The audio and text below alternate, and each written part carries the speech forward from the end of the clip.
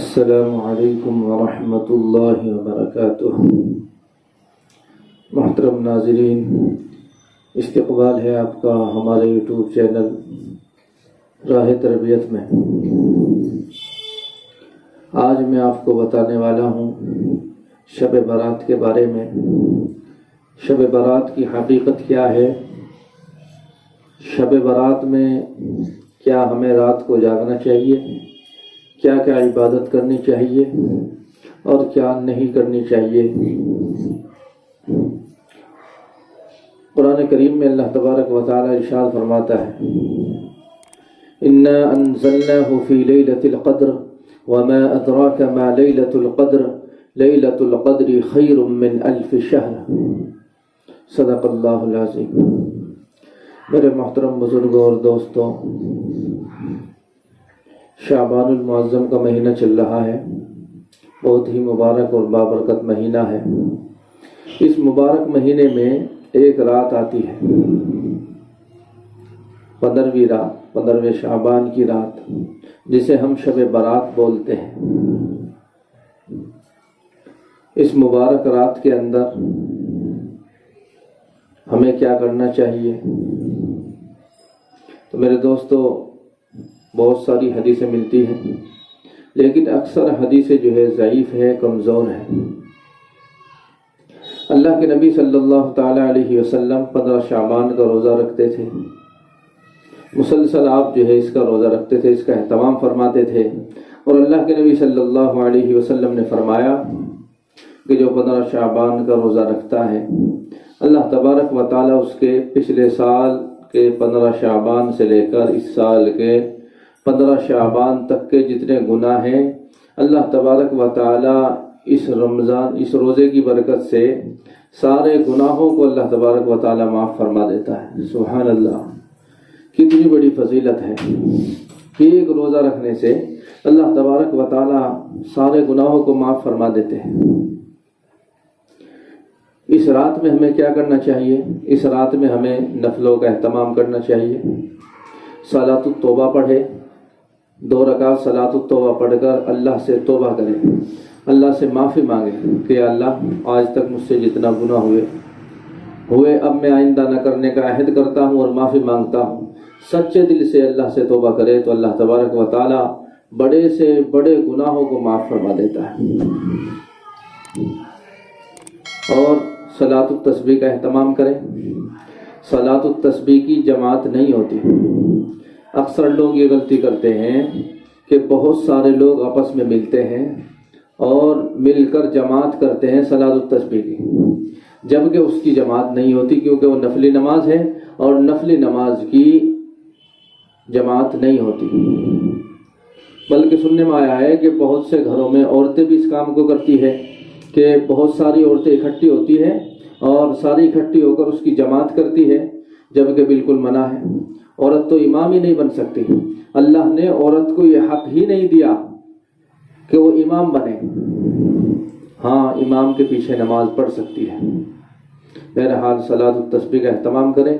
انشاءاللہ صلاۃ التسبیح کے طریقے پر میں جلد ہی ایک ویڈیو بناؤں گا جس میں صلاۃ التسبیح پڑھنے کا پورا طریقہ انشاءاللہ بتایا جائے گا، آپ اس کا انتظار کریں۔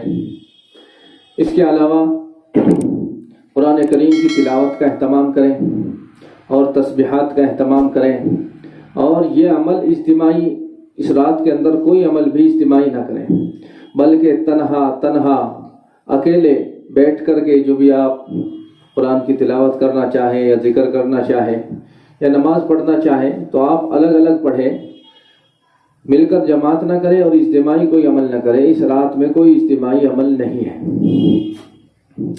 تو میرے دوستو، اکثر آدمی کیا کرتے ہیں آج کے اس دور میں، شب برات میں پوری رات جاگتے ہیں، گلیوں میں پھرتے ہیں اور جگہ جگہ ٹولیاں لگاتے ہیں، اکٹھے ہوتے ہیں اور بیٹھ کر کیا کرتے ہیں، چغلی غیبت میں لگتے ہیں، جس سے بجائے ثواب کے الٹے گناہ میں ملوث ہو جاتے ہیں۔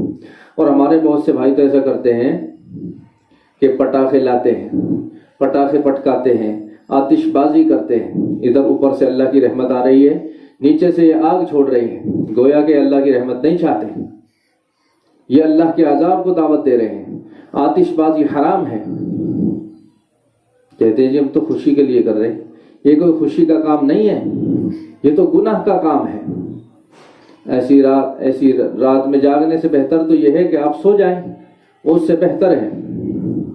تو میرے دوستو، آتش بازی سے پرہیز کریں. اور ماں باپ کا اس میں خاص دخل ہے کہ ماں باپ انہیں پیسہ دیتے ہیں، روپیہ دیتے ہیں جس سے وہ پٹاخے خرید کے لاتے ہیں.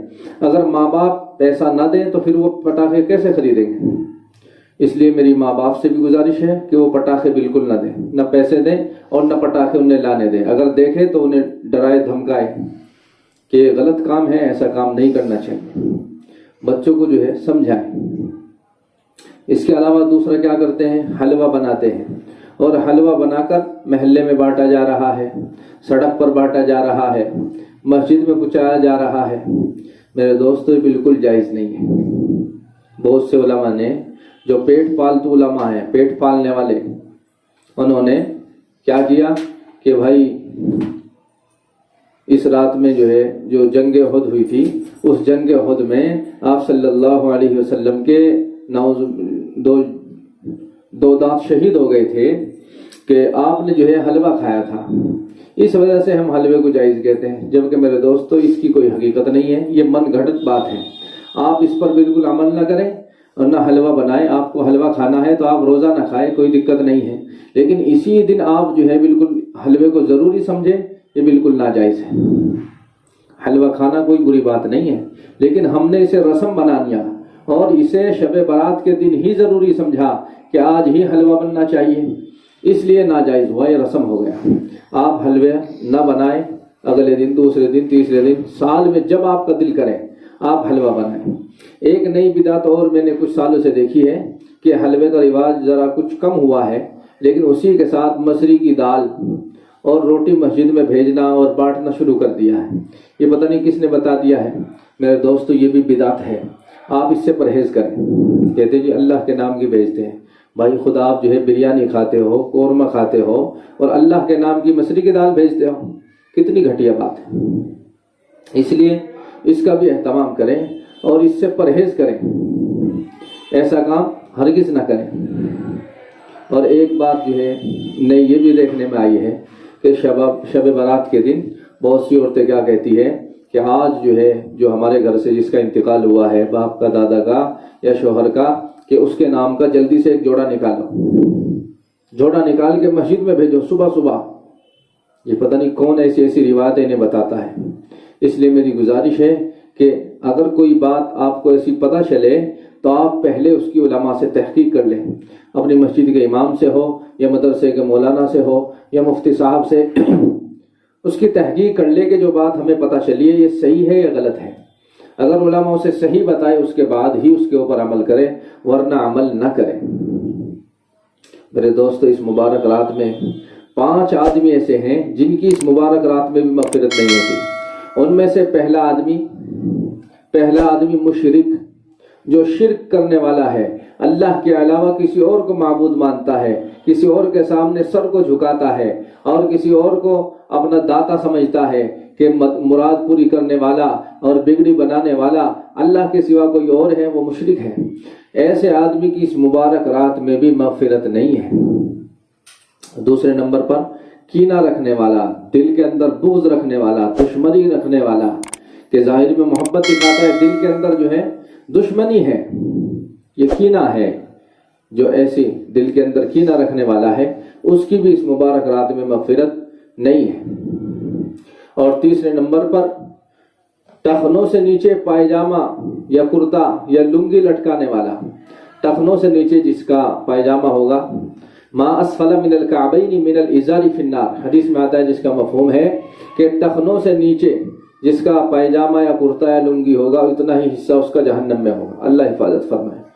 تو اس مبارک رات میں اس آدمی کی مغفرت نہیں ہے جس کا پائجامہ یا کرتا یا لنگی ٹخنوں سے نیچے رہتی ہے. چوتھے نمبر پر ماں باپ کا نافرمان، جو ماں باپ کو ستاتا ہے، ماں باپ کو طرح طرح کی تکلیفیں دیتا ہے، ماں باپ کی فرما برداری نہیں کرتا، ماں باپ ادھر بلاتے ہیں بھاگتا ادھر ہے، ماں باپ کسی کام سے روکتے نہیں رکتا، الٹا ماں باپ کو دھمکاتا ہے اور کہتا ہے بڈھے میں ہی بیٹھا رہوں، اس طرح کے الفاظ کہتا ہے تو ماں باپ کے دل پر زور پڑتا ہے. تو آپ میرے دوستو اگر کسی کے ماں باپ اس سے ناراض ہیں تو آپ جائیے اور ان کے پیروں میں پڑ جائیے اور ان سے معافی مانگیے، کیونکہ ماں کے قدموں کے نیچے جنت ہے اور باپ جنت کا دروازہ ہے۔ جنت میں جانے کے لیے دروازے کا ہونا ضروری ہے، تو اس کے لیے باپ کو راضی کرنا ضروری ہے، اور خالی دروازے سے کام نہیں چلے گا جب تک جنت نہیں مانے گی، یعنی ماں کو بھی منائے۔ تو یہ 4 گناہ ہوئے، ایسے آدمی کی بھی اس مبارک رات میں مغفرت نہیں ہوتی جو ماں باپ کا نافرمان ہے، ماں باپ کو دل دکھانے والا ہے، ستانے والا ہے۔ اور 5واں آدمی شراب پینے والا، جو برابر شراب پیتا ہے تو شرابی آدمی کی بھی اس مبارک رات میں مغفرت نہیں ہے۔ تو میرے دوستو اگر ان 5 کاموں میں سے آپ کوئی کام کرتے ہیں تو توبہ کر لیجئے، اللہ سے معافی مانگ لیجئے، ماں باپ سے معافی مانگ لیجئے، اور مرنے سے پہلے توبہ کر لیجئے۔ اور اس مبارک رات میں اللہ تبارک و تعالیٰ ایک لسٹ بناتے ہیں، فہرست بناتے ہیں، جو موت کے فرشتے کو سونپ دیتے ہیں کہ اس رات میں کون مرنے والا ہے، اس پورے سال میں کس کا انتقال ہوگا، کون پیدا ہوگا، کون آئے گا، کون جائے گا، کس کی موت کہاں آئے گی، اس کی ایک لسٹ بنا کر اللہ تبارک و تعالیٰ فرشتوں کے ہاتھ میں دے دیتے ہیں۔ تو جب جس کا وقت آتا ہے وہ جاتا رہتا ہے، آتا رہتا ہے۔ ایک انسان شادی بیاہ میں، کاروبار میں لگا ہوا ہے، لیکن اس کا نام مردوں کی فہرست میں آ چکا ہے اور اسے پتہ نہیں ہے، وہ خوشی میں چور ہے۔ اس لیے ہر وقت اللہ سے ڈرتے رہنا چاہیے، اور گناہ ہوتے ہی فوراً توبہ کرنی چاہیے، جہاں تک ہو سکے گناہ سے بچے اگر ہو جائے تو فوراً توبہ کرے، یہ نہ سوچے کہ پھر کر لوں گا، کل کر لوں گا، پرسوں کر لوں گا، کل کا انتظار نہ کرے، کیونکہ زندگی کا کچھ پتہ نہیں کب زندگی کی شام ہو جائے۔ اس لیے میرے دوستو جو بات میں نے بتائی ہے آپ ان کے اوپر خود بھی عمل کریں اور دوسروں کو بھی بتائیں، اور ویڈیو کو زیادہ سے زیادہ شیئر بھی کر دیں، لائک کریں اور کمنٹ بھی کریں۔ کمنٹ میں اگر کوئی غلطی ہو تو آپ جو ہے میری اصلاح فرمائیں کمنٹ کر، اور آپ اگر کسی اور ٹاپک پہ کوئی بات پوچھنا چاہتے ہیں یا سننا چاہتے ہیں تو وہ بھی کمنٹ میں لکھ کر بتائیں، انشاءاللہ اس کا جواب دیا جائے گا۔ اور چینل کو سبسکرائب بھی کریں اور بیل آئیکن بھی دبائیں، اور زیادہ سے زیادہ اس ویڈیو کو شیئر کریں۔ اللہ تعالیٰ مجھے بھی اور آپ کو بھی کہنے سننے سے زیادہ عمل کی توفیق عطا فرمائے۔ وما علینا الا البلاغ۔ السلام علیکم ورحمۃ اللہ وبرکاتہ۔